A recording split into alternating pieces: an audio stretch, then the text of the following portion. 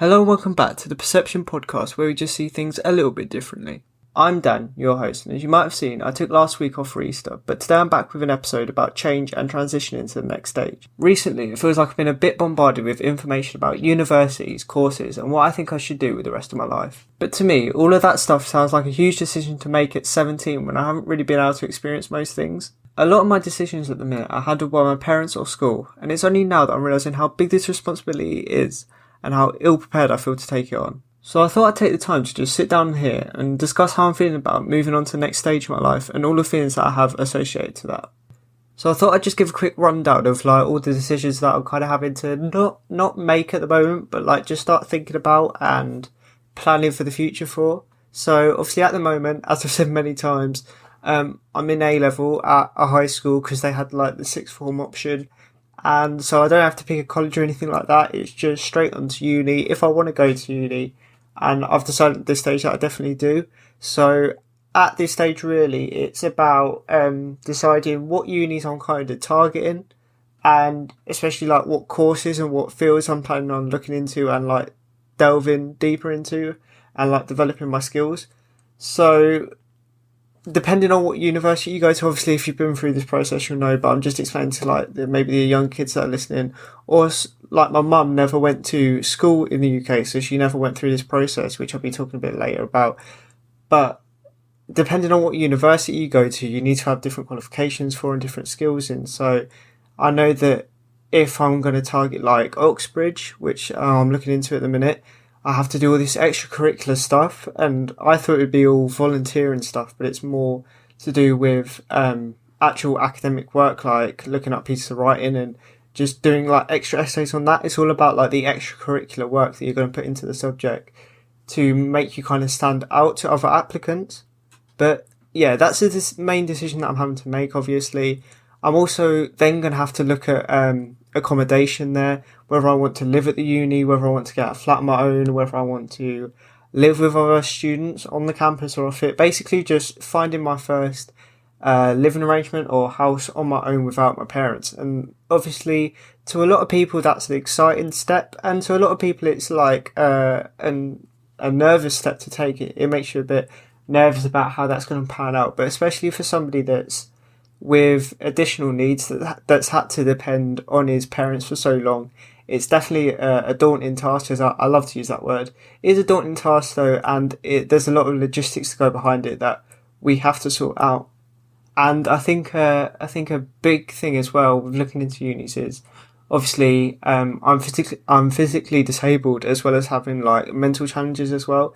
So certain universities do offer disability grants, so we're definitely looking into that and every little bit of help that we can get. But today I just thought I'd mainly talk about the decisions that I kind of feel are being lumped on me at the minute, not mainly by the universities or by the government, mainly by my high school. Just at the moment, just it feels like they've kind of lumped it on me. When you go from year 11, it's all about GCSEs, and you kind of talk about A-levels, but you're all focused on your GCSE because that's the only main thing that matters at that point. But obviously with the pandemic, that kind of got cancelled, and it ended up being computerised on what the teachers predicted, so that kind of was thrown out the window. So something that we've been aiming towards for 3 years was kind of, as I say, just flown out the window. So then we were kind of out of loss of what to do. So now it feels like we've made the jump, the next step into A-level, that we're just being dumped with all these UCAS forms and all stuff that we have to fill in. And it's as I find a lot, I don't know if it's just my high school, but as I find a lot with the high school experience, I feel like there's not enough communication between the different areas of it. You don't know what's coming next a lot of the time. What you get told by the teachers when asking about what's coming next, it's always well, there's going to be an extra workload, there's going to be more work, you're going to have to be more dedicated, but that's never what we're really asking. It's all this little stuff, what we're going to have to do extra that we're not normally used to doing, that would really help to be communicated more, to kind of put our mind at ease and help us know what's coming and prepare ourselves, really. Because I feel especially with SEND kids or kids with additional needs, I think it's such an obvious thing just to explain to them what's going to happen and what they need to prepare for.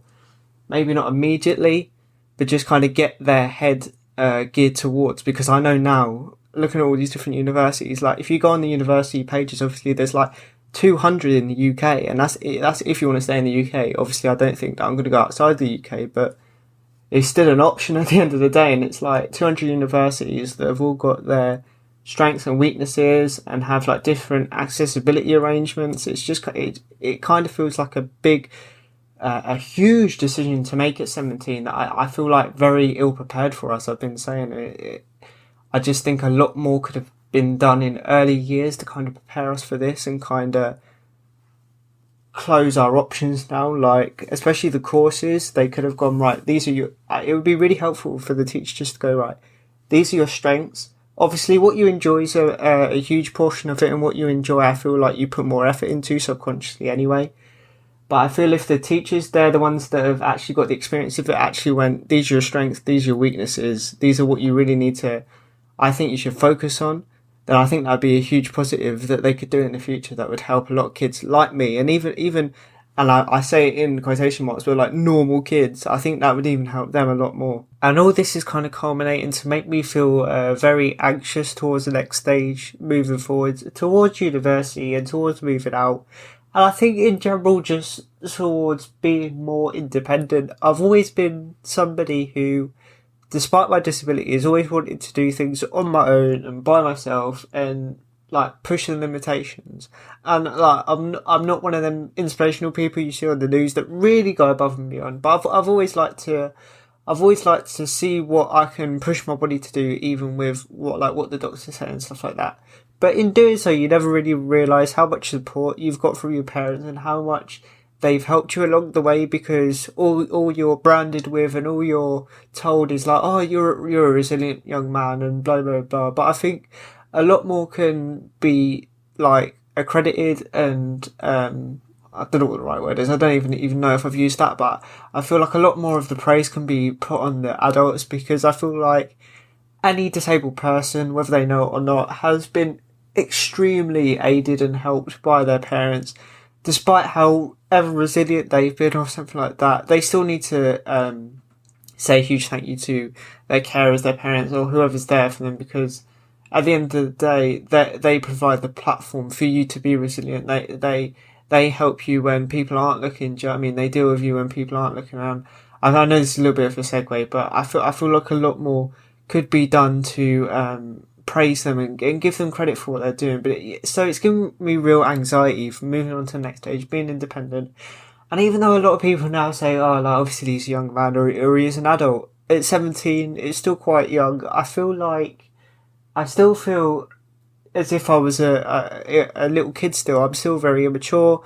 Not for my age, but I'm still very immature. I still play with my little brother like I'm his age and stuff like that.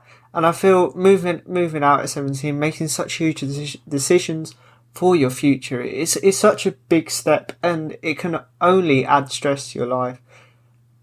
If the schools really want to help us all that much, or if whoever's in charge dealing with this stuff, it really wants to help us, I feel like it would be a lot more of a drawn out process than just here's a lot of paperwork that you have to fill in. Now decide what you want to do with your life. I just think that's a huge mistake on their behalf, because you see the amount of people. I think I heard a statistic the other day that a third of teachers don't see themselves in the profession in 5 years, and I think it's a result of this bad planning and bad mechanism that schools have implemented of, right, at 16, you're going to decide what you want to do with your life. You're going to go to university. You're going to qualify to do that, and you're going to do that for your rest of your life. I don't think like the world's like that anymore. I feel like a lot of people have a lot more freedom to do what they want and change what they want to do. So I feel like a lot of qualifications should be more broad, and I feel like the schools should give them. They definitely are giving people and young people more help than they did in the past. I'm not saying that they haven't, but I still think there's a lot more work to do with them actually supporting their mental health and their feelings towards being more independent and kind of choosing, not that sounds really like dramatic, but choosing their destiny and choosing what they want to do, because it's such a huge decision. And you find 50-year-olds that are working in an office are not happy with their lives and want to change and do change it, and they go back to school and they get new degrees and they get new courses and they completely change their profession. So I just feel like to give and we are still teenagers at the end of the day. There's a reason why it's 17. Do you know what I mean? We're not fully developed yet. Our brains aren't fully formed to go, right, make a huge life choice on your own with not much support from us. Because to be fair, they can't support every kid, if there's 1,000 kids in a school, they can't give every kid like 100% support. So you have to do it in your own at the end of the day. To give kids such a big decision, I just think it's wrong at the end of the day, and will only lead to them with extra difficulties in the future, and now with more stress and more difficulties as they kind of give themselves too high expectations. Because I know myself, I don't know if I've said this before on the podcast, I probably have. I find myself just repeating myself on here a lot of the time, but I kind of have this complex of Super Dan where I kind of feel like I can do anything, and which is good in a sense, but in the same way I give myself unrealistic expectations that I can just never hope to meet. And while it's all well and good saying disabled people are great, and they are, and they can do what they want, everybody, even and again in huge quotation marks, even normal people have limitations, and you do have to get used to them, and you do have to accept them. And I feel like, especially mentally, it would help if they kind of ease the weight a lot of the time, because even people that don't have extra difficulties, everybody has stuff going on, and they all have their own lives to contend with. Then to add the massive weight of such a huge decision, I think this is mainly what I'm trying to say. To add that into the mix, it's not a mistake, because it means that like we're the ones with the decision, and we're the ones in the driving seat there, so we get to determine our own future. But it's an oversight. I feel like it's definitely an oversight, because I think I've seen my careers advisor twice, and both of them times were way too early on. I had no clue what I wanted to do. I thought I was going to be a teacher. I thought I was going to be a Paralympian. And while them things still might become a possibility, they might become an eventuality, they're definitely not at the front of my mind right now. And it's just so clear how much a teenager's brain switches during their developmental years. And I keep coming back to such a big decision at such an early age. It's just I keep saying such, but it's a massive weight to put on a young person. I think it's unfair, especially with additional needs, with the stress, with the anxiety that comes with that.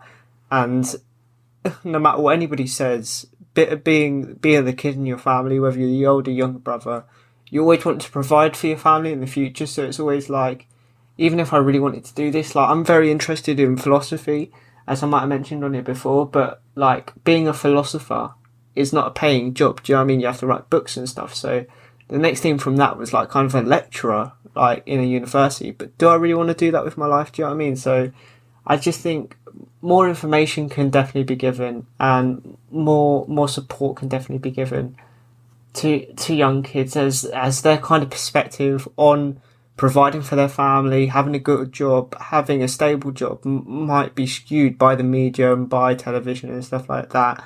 And I just think a lot more. We obviously can't have experience in it, because we can't have experience of work before going to work. But I think a lot more talks with a careers advisor and people that have already experienced similar experiences could be a lot really helpful, because even the few that I've had at my school, I feel like that I've based what I want to do in my life already, or like kind of the plan for it, the outline, the sketch, on just them few talks that I've had with people. Even though I've had hours and hours with teachers discussing the same things, I often feel like they're kind of talking from the textbook. Whereas if you kind of talk to a real person who's really experienced it, they're obviously going to give you more insight, more helpful information to what you want to do. So yeah, I just feel like this whole massive change in this whole transitionary period, it's all well and good transitioning to high school. That's a massive change. Transitioning to A-level wasn't such a big change, but it is still a big change. It's a change from what you're used to. Transitioning into the real world, as people like to call it, or university, or just being more independent, is such a huge challenge to take on. And I don't think, like a lot of aspects of life, enough support is in place to truly help young people in general, if not especially with additional needs, to help them kind of get through this. Because the parents, as I said, deserve a lot of plaudits for helping their kids through, but they can't do everything. Do you know what I mean? You do need professionals at some stages, and like I've mentioned earlier, and I'm going to mention now, my mum actually didn't go to school in the UK. She went to school in another country. So she literally has no idea of the university process. She has no idea what you have to put in your applications. I don't want to go through it, but you get what I mean. She has no idea of the system. So where she has previously said, right, this is how you apply to a high school, or this is how you do this kind of thing. She's got no experience of this, and I look to her for a lot of advice, as a lot of people do. You look to your mum, you look to and even if you don't have a mum, you look to the strong person in your life that's always kind of been your pillar, always kind of been there for you for advice, and it's not her fault that she doesn't have experience in this, but it kind of leaves me at a loss. Do you know what I mean? I'm sat here. She doesn't know how universities work in the UK. I don't know. I feel like I'm not really being supported by my school to the utmost extent. Some of my teachers are trying to help me tenfold, but they can only do so much. I need actually professionals that are dedicated to me. More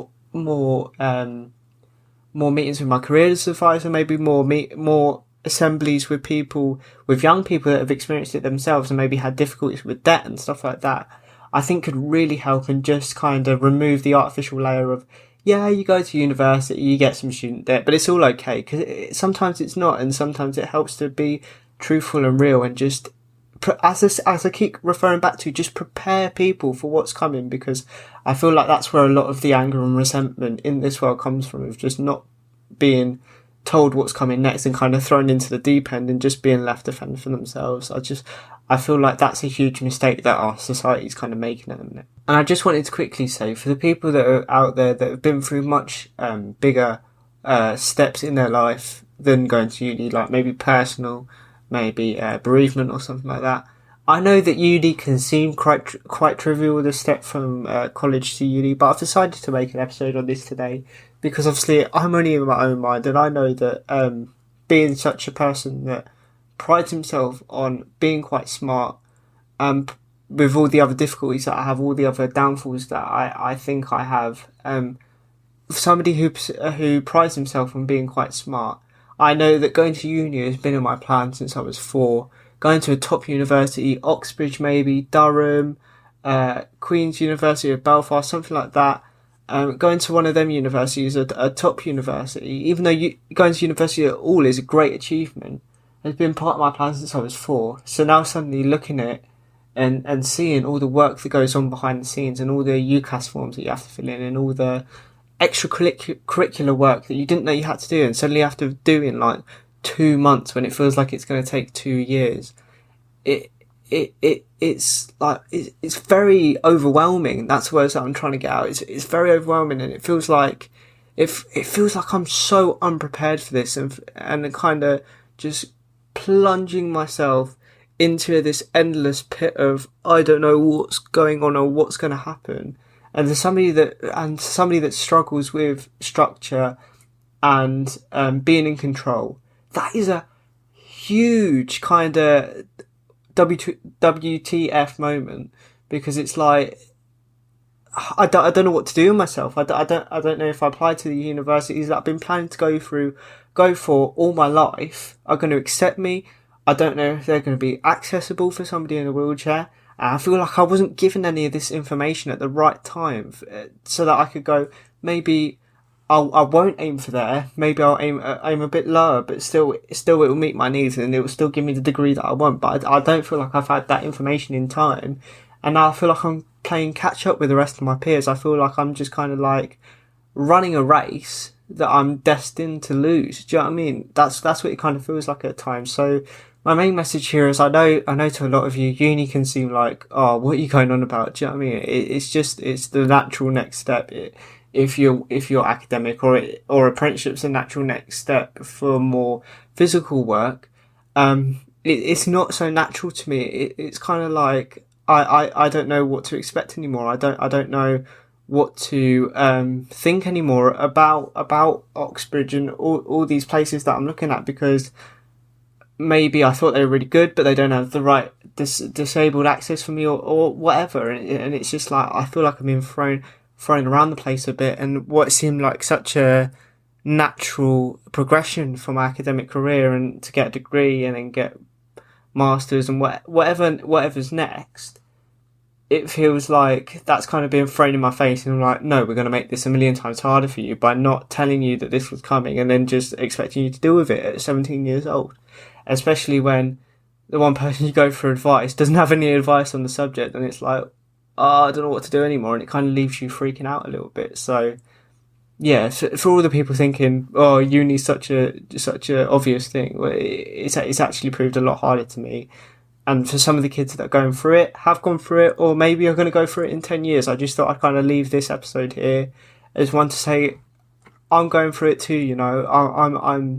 I'm scared out of my mind about what's coming next, but I'm going to try my hardest, and I'm going to keep going, and I'm going to see what I can get. I'm going to see what I can get accepted to, and what will accept me for my disability requirements and stuff like that. And I just wanted to leave this here as one to kind of pinpoint this time in my life that I was going through all this anxiety and stress and overwhelming emotions surrounding uni, so I can look back on this and think, how much of an idiot were you being, Dan? Like, I back on a lot of things in my life, how much of an idiot were you being, stressing out that much when it actually would be this fine. But yeah, I just thought I'd talk a little bit about that, because I know that uni can seem like not that big of a step, but to me at the moment it's definitely a little bit overwhelming. So now that I've kind of explained what absolute panic attack my brain's having at a minute about this whole situation,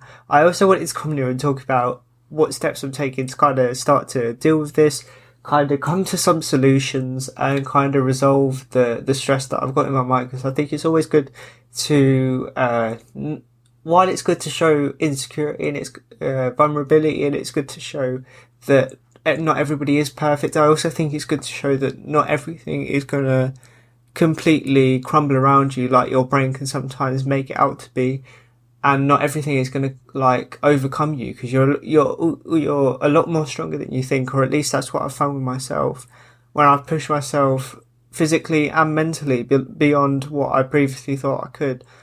I either come out the end of it learning a lot, or I come out the end of it knowing that I'm a much stronger person than I previously thought I was. So I just thought I'd talk about how I'm trying to deal with this at the moment, trying to gain the little bit of independent experience that I need to kind of go to uni. So I'm currently trying to prepare myself with a bit more money management. Like I'm sure a lot of you with additional needs get things like PIP and stuff. And I'm currently using money management, the kind of preparation of that with that money to kind of pay my bills, and kind of, even though I live with my parents, live with my mum, kind of pay for myself. Do you know what I mean? Like I was renting like a room or a flat like I was at uni. I think little steps like that, even though kind of you're in the security blanket of being at home, you're not in the situation yet.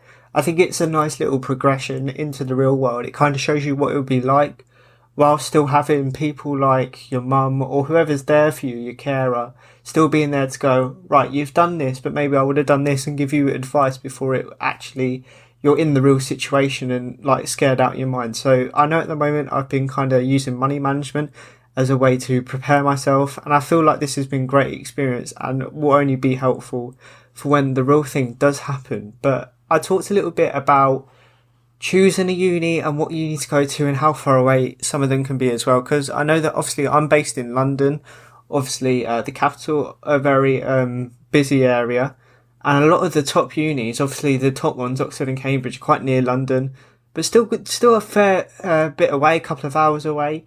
But also some of the top ones like Durham, Bristol's been an option. The ones in Belfast and Edinburgh, they're a long way away. You're talking loads of time in the car, like 5-10 hours in the car for some of them. So they're big trips, and it for me it's been deciding whether it's not so much the courses, because obviously the courses play a huge part, but no matter where you go, obviously certain universities are going to excel in certain subjects, but you're still broadly going to get the same teaching if they offer that course. So if I was doing politics or something like that, there are a lot of places that offer it, but for me it's been deciding whether I want that kind of security blanket of family or friends that live in certain areas of the UK, whether I want that kind of fall back on, or whether I want to completely just kind of do it for myself. I want to completely go independently into the world on my own and see how I'll handle it. And that's been a quite difficult decision for me, because I'm quite an extreme person. Not like extreme sports, like, oh, look at me, look how great I am, not that kind of thing. But my brain is often, I either don't do anything completely or I do something completely. So my perception's been a bit skewed when it comes to this, because a lot of the universities that I've been pinpointing are like St Andrews or Belfast or Durham, which are obviously so far away from where I'm currently living. So that's obviously been scary to a lot of my family, who I say this to, because they're worried about me. Obviously, it's natural. Do you know what I mean? They're going to be worried about you. But with that extreme personality, I've kind of been going, no, I want to get away from here. I'm 17 now. I kind of want to live on my own. But then it's kind of been settling myself back down, that unrealistic expectations, like, coming again, and settling myself back down and going, it might actually be helpful, even though I am 17 and I am my own person and I am basically an adult now. It would be helpful just to know in the back of my mind that if anything did happen, that I'd kind of have that security blanket of family and that security blanket of friends, that if anything did go wrong, touch wood, hopefully it didn't, but if it did, I could just have that to fall back on. So at the moment, that's kind of the big decision that I've come to in my head. Obviously, as you can hear, I haven't fully solved it just yet. Who knows? I might want to go to London universities, but the only place that accepts me is like Dublin. You don't know. I don't know. Sat here right now. Do you know what I mean? So you can never truly plan for something like that. But that's been a big decision at the moment anyway, that I've had to kind of come to, even though I'm that extreme person with so much expectations of myself. It's kind of been kind of suppressing that a little bit. And while it's always good to defy expectations, it's also kind of good to have something to fall back on and some support network there for you if the worst was to happen. So I feel like that's a very, very important thing to keep in mind for anybody maybe looking into this sort of thing. But you could apply that to any situation. Do you know what I mean? Just give yourself some reassurance that you know that you know, yes, it's good to be out there on your own, but you're happy and that you're safe and secure where you are. I think that will put a lot of people's mind at ease, and I don't know if that's come out well. I don't know if you can understand my mumble, but yeah, I always feel like it's good to put your mind at ease and kind of reduce any stress that you might have surrounding the whole, like, moving out on your own or being more independent and stuff like that. And I think that kind of nicely leads on to the debate portion of this episode. And I've gone with the question today of, do I think people with additional needs should be given more advice and support with these kind of transitions? And obviously, I know I've already talked about a lot this episode, but it's hard when planning these to chain my inner verbal diarrhea from coming out. You know what I mean? Just getting really deep into these kind of topics. But I think it's already obvious what my answer to this would be, but I'll just kind of say, it feels like my opinions and needs kind of get lost amongst the crowd a lot of the time with people that have actual experience of this sort of change, or like kind of the teachers at school and stuff like that.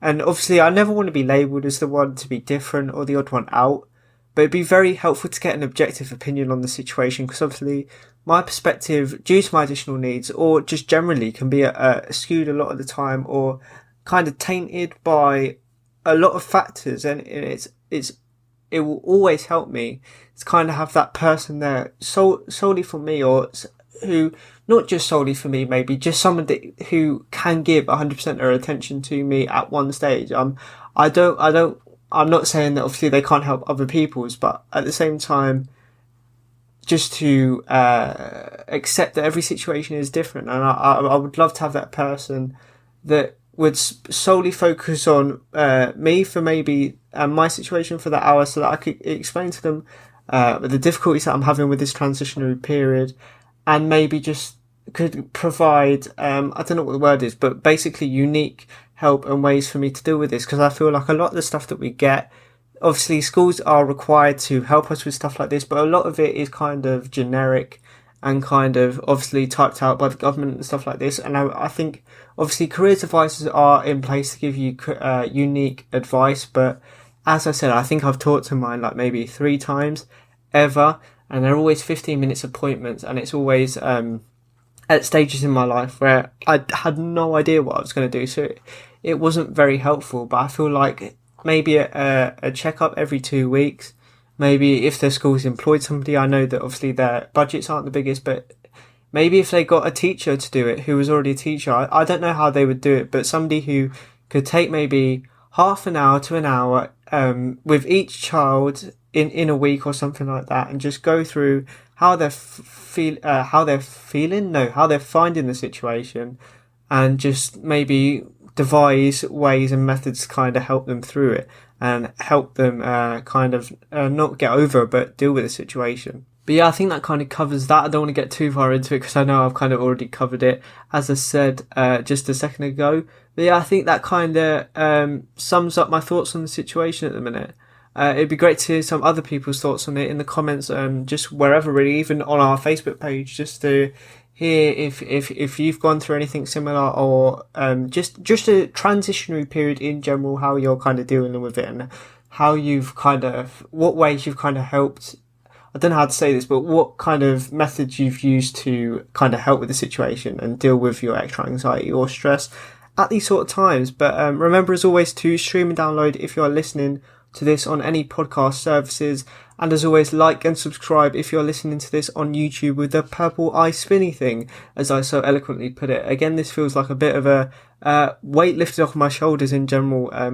Just kind of thanks to those of you who are listening for acting as a sounding board for my waffle, really. It really does help. And yeah, it's just great. It's just great to know that maybe even not right now, even in a couple of years' time, that somebody my age or maybe a little bit younger listening back to this and maybe can use this as a bit of helpful advice, or just to let them know that somebody else was also going through it and just kind of maybe help them get through it a little bit easier. That's the main goal with these kind of episodes, is kind of podcasts in general. And yeah, hopefully that's what it will be used for in the future if I can get my words out.